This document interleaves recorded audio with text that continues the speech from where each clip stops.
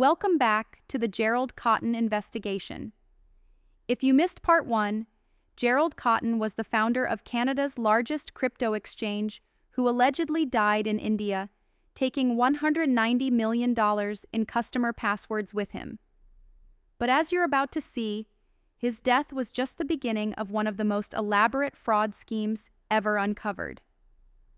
Within weeks of Gerald's death, as lawyers tried to sort out the Quadriga CX mess, they made a discovery that changed everything.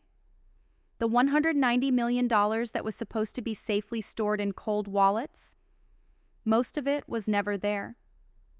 Court-appointed investigators found that Gerald had been running a sophisticated Ponzi scheme for years, using new customer deposits to pay withdrawal requests from existing customers.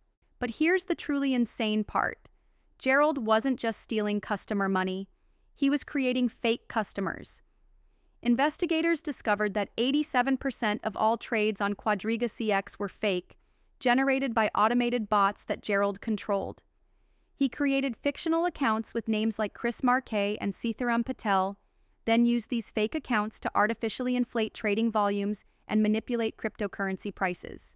The investigation revealed that Gerald had stolen over $115 million directly from customer accounts, transferring their Bitcoin and Ethereum to his personal wallets. He then converted much of this stolen crypto into real money, which he used to fund his lavish lifestyle. Multiple homes, luxury cars, even a yacht, all purchased with money stolen from ordinary Canadians who trusted him with their savings. But if Gerald was stealing millions and running Quadriga CX as a personal piggy bank, why would he fake his death?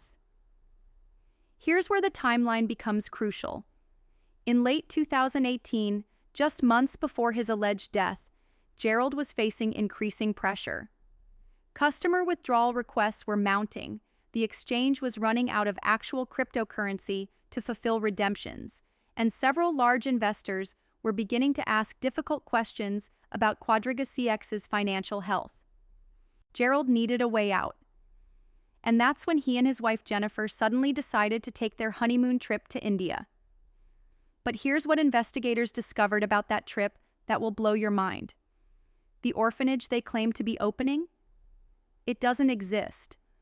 There's no record of Gerald registering any charity, no documentation of orphanage construction, and no local officials in Jaipur who had ever heard of their supposed humanitarian mission. Even more suspicious, Gerald's death certificate. Forensic document experts hired by the bankruptcy trustees found multiple irregularities. The medical terminology was inconsistent with standard Indian medical practice. The timeline of his illness and death contained contradictions that didn't align with witness statements. And most damning of all, the doctor who allegedly treated Gerald and signed his death certificate? He has since refused to speak with investigators and has provided conflicting accounts of Gerald's final days. But wait, it gets worse. Remember how Gerald's body was supposedly cremated within 24 hours according to local customs? That's not actually a requirement in India. Bodies can be held for family identification and international repatriation. Jennifer chose immediate cremation, eliminating any possibility of future forensic examination. And here's the detail that convinced many investigators that this death was staged. Gerald had been researching countries with no extradition treaties with Canada. His browser history, recovered from his devices, showed searches for nations where a person could live under a new identity without fear of being returned to face criminal charges. The evidence was mounting, but investigators needed more. They needed to follow the money. Because if Gerald faked his death, where did the stolen cryptocurrency go? This investigation led them down a rabbit hole of cryptocurrency mixers, offshore exchanges, and shell companies that would reveal the true scope of Gerald's criminal enterprise.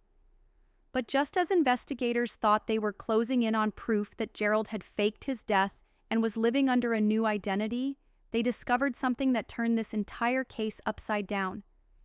Evidence that Gerald Cotten might not have been the mastermind of this scheme. Evidence that he might have been murdered by his own associates who discovered his fraud and decided to eliminate him before he could expose them too. In part 3, I'll reveal the shocking discovery that there were other people involved in the Quadriga CX fraud, and why the latest 2024 investigation has concluded that Gerald Cotten's death wasn't suicide, wasn't natural causes, and probably wasn't even a fake death. The truth is far more sinister than anyone imagined.